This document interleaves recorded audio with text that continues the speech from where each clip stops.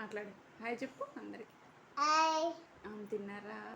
అమ్మ తిన్నారా? ఏం కూర? ఏతరాడా? మాది చియా. నాది జియా. నేను ఆమె తినేసా. అమ్మ ఆమె తిన్నింది.